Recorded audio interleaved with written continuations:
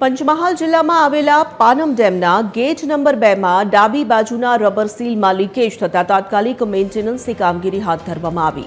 Leakage repair કરવા માટે ગેટની આગળના ભાગે સ્ટોપ લોક ગેટ ઇન્સ્ટોલ કરવાની કામગીરી ચાલી રહી છે. આ કામગીરી પાનમ યોજના વર્તુળ વિભાગ અને યાંત્રિક વિભાગની સંયુક્ત ટીમ કરી રહી છે, જેમાં વરિષ્ઠ અધિકારીઓ સ્થળ પર હાજર છે.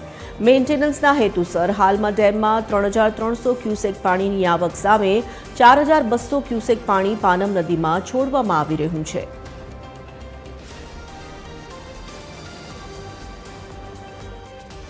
બીજા નંબરના ગેટમાંથી ડાબી બાજુથી લીકેજ જોવા મળી રહેલ, તો જે હાલ મિકેનિકલ વિભાગ વડોદરા અને પાનમ યોજના વિભાગ ગોધરા દ્વારા સંયુક્ત યોજના ધોરણે કામગીરી કરવામાં આવી રહેલ છે, જે આવનારા 10 થી 12 કલાકમાં પૂર્ણ કરવાનું આયોજન છે.